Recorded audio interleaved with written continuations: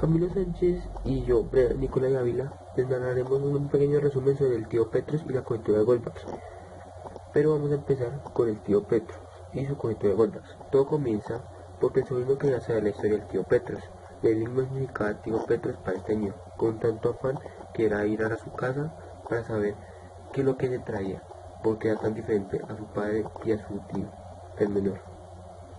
Todo empezó cuando hubo el cumpleaños de él, que no se pudo celebrar en la casa afuera sino les tocó entrar. Él entró y vio una biblioteca llena de libros. Se sorprendió porque solamente eran libros de matemáticas. El chico no descansó hasta encontrar el misterio que corría alrededor de su tío.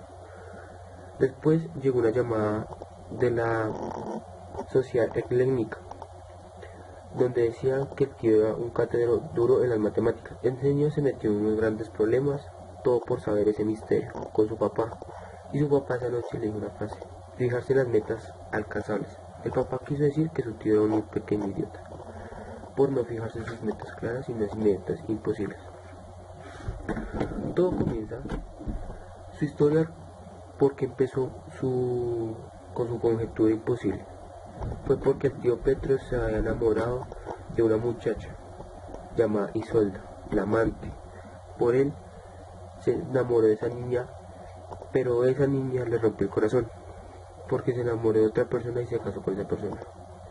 El ver a él ese sufrimiento dejó al lado sus afectos amorosos y se dedicó solamente a las matemáticas, donde le dedicó toda su vida. Él dijo que si se volvía el chico prodigio como le gustaba a su amante, a la pequeña Isolda, pensó que iba a volver con él, pero lo que él ocasionó fue una obsesión sobre las matemáticas.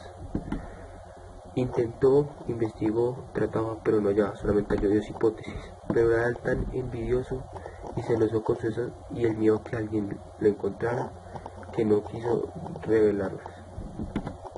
Acabándose el libro, él se sueña con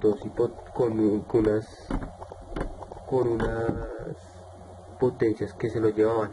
Él pensó que él ya había resuelto la conjetura, pero no.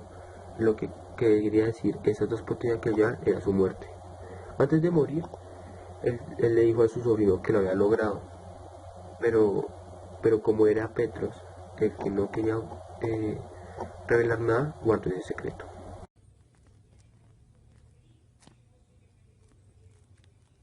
Del libro llamado El Diablo de los Números. El libro, El Diablo de los Números, escrito por Hans Hessenberger, gira alrededor de un niño llamado Robert, el cual, como todo chico corriente de su edad, odia las matemáticas, ya que su profesor hace clases poco entendibles. Pero una noche tiene un sueño especial en donde conoce un pequeño diablillo, quien explica datos curiosos sobre los números y lo fácil y divertido que podrá ser trabajar con ellos cuando los aprende de una manera adecuada. El libro se desarrolla en diferentes capítulos, los cuales representan 12 noches en las cuales Robert aprende algo diferente cada noche. Bueno, la primera noche. La historia comienza contando uno de los tantos sueños de Robert. Se le aparece un señor viejo y bajito, que se presenta como el diablo de los números. Robert le dice que odia todo lo que tenga que ver con las matemáticas, pero el diablo le dice que estas no son lo que él piensa, pues ni siquiera requiere la calculadora y que para empezar solo necesita el 1, pues de que uno en uno se llega hasta el infinito, porque existen números infinitamente grandes e infinitamente pequeños. El diablo explica cómo se hacen los demás números a partir del 1. Robert sigue practicando con la calculadora, pero esta explota, y el diablo le dice que con unas más grandes puede seguir calculando hasta que se aburra. El diablo se pone furioso con Robert y explota. Robert despierta y se burla por haber arrinconado al diablo. En la segunda noche, Robert vuelve a soñar con el diablo y entra en charla. El diablo concluye que falta el cero. Robert pregunta el por qué. Y el diablo le dice, porque el cero es el número más refinado. Luego, el diablo le dice que los números romanos son complicados por tener el cero. Como Robert no comprende el significado del cero, el diablo le explica cómo llegar al cero, pues sin él no funcionan las cosas. Después el diablo le dice que gracias a la existencia del cero pueden dar grandes saltos con los números y fabricar números corrientes, grandes y pequeños. Como Robert es arrogante, el diablo dice que le falta ver números quebrados, imaginarios, irracionables y demás. Y en medio del desespero, Robert despierta asustado del sueño. Ya transcurría la tercera noche. En ese sueño, Robert va a dividir, pero dice que no le gusta, porque quedan restos. El diablo le dice que el punto de partida es saber cuándo queda un resto y cuándo no. Le sugiere dividir el 19 en partes iguales, hasta que no quede nada. Robert le dice que siempre le da resto. El diablo cuenta que existen números que se pueden dividir y otros que no, como el 11, 13 o el 17, que son números de primera, números maravillosos. Le explica por medio de una tabla del 2 al 50 cómo se saca la lista de estos números maravillosos hasta que quedan solo 15 números. 2, 3, 5, 7, 11, 13, 17, 19, 23, 29, 31, 37, 41 y 47.